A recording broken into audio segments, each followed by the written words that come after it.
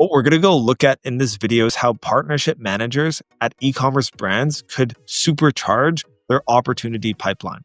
If partnership managers are currently phone calling, like cold calls, they're sending cold emails one by one, they're sending LinkedIn messages and they're hearing crickets back. And the worst of all, if they're filling out contact us forms of other e-commerce brands, they need to watch this video. I promise you, it could save you hours, thousands of hours in the next few years. So what are we talking about?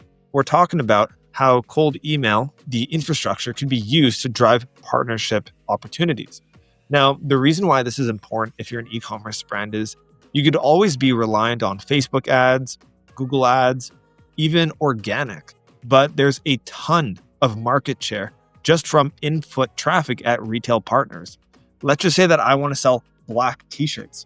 You don't necessarily only have to rely on online channels to drive sales. What if you're in your local sports store and they had 10 of your t-shirts that you could potentially sell and reach traffic that online communications normally wouldn't reach? What happened if you're in a big box retailer? Think Walmart, think Costco, and they're able to reach millions of people. Now, this is incredibly useful if you're selling in US markets because there's a ton of retailers. But the question becomes, how can you build these partnerships and get your foot in the door at these retailers? And that's what we're walking through today. The main goal is, instead of selling products one by one to individual prospects all over the US, we're going to be talking about how you could find one buyer, sell in bulk, how you could get them wanting to line up from you. Then over time, you scale retail as one of your main sales channels. Now, what would be the process for this? Number one is you have to get the lead. You have to typically identify who the prospects are, because if you don't know who they are, you don't know who to send an email to, for example. You need to reach out to them with some sort of personalization. From there, you need to get a response. You have to make sure that your message is not crap. Typically, what I see works a ton is if your average order value, your AOV, is under, let's just say $50, $60, send them a free sample. If they like your product, what you can do is just say, hey, saw you received the product. If you like it, are you open to a brief 10, 15-minute chat? At that point in time, this is your opportunity to offer more samples, or you convert that into a bulk order. Because think about it.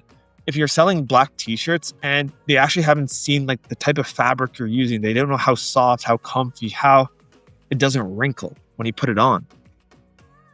They may not have a lot of reasons to buy, but if they just see your physical product initially, then it's an easier buying decision for them because they have more data. Then what happens next? After you have that initial conversation, or you send a follow-up email with your initial offering of what a first bulk order could look like, sell them 10 units, sell them 25 units initially. The main value of what a lot of brands are trying to do here is they're trying to convert that one retail buyer into a repeat buyer. And then from there, what you could do is you could see, okay, what's the ROI of this channel? What's the cost to acquire a vendor? What is the average vendor worth to my company? How frequently do they buy? What is like the average repeat buying amount? That's typically what a lot of brands will want to know. So the very first thing is, how can you actually get those leads? There are online databases. Just search for a prospecting database. You could use something like Apollo. It's overused in my opinion. There are more obscure databases that will typically have better contact data. You could search things such as a retail manager, a merchandising manager, a merchandising director, and then you could target only prospects in the US. And this is how you get cold email lists. From there, what you might want to do is you want to make sure that your sending infrastructure is diversified. So instead of sending all of your emails from your main root domain, what you want to do is you want to use domain aliases, or domains that will either have a prefix or a suffix. So for example, if your company is called blacktshirts.com, you might want to have a domain called getblacktshirts.com, tryblackttshirts.com, meetblacktshirts.com. And then when you do that, you're able to spread your sending not just across one domain, but across multiple. The main reason why you want to do this is because if someone reports your cold emails as spam, and you're only using your root domain, like your main domain, it will impact the deliverability of your Klaviyo flows. And think about it. If you can't reach the inbox of your repeat purchasers who actually buy from you on an ongoing basis, you're putting your email deliverability at risk. So that's why you want to buy these domain aliases. From there, you want to create your message. It could look something like, hey, John, saw that you're the partnership manager at blacktshirts.com or at sportingcompany.com. Saw that you had X reviews and thought that my black t-shirts could complement your current product offering.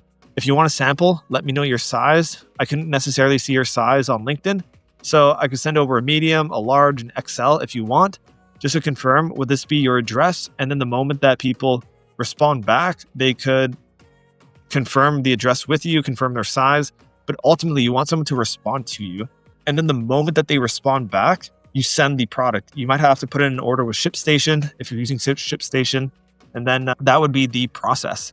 The main goal here is the moment that they receive the product, feel free to give them a call. Feel free to let them know that you are waiting for their response and that you're expecting a bulk order. And then it becomes an account manager type of sales process where you always want to make sure that they have enough inventory, that if their foot traffic had any questions, you're able to provide that those sales assets to them. And that's just typically the process that I've used to generate a ton of responses for e-commerce brands that want to scale into retail. So that's the overview. If you have any questions about this, feel free to comment below, subscribe, and I'll see you on the next video. Have a good one. Bye.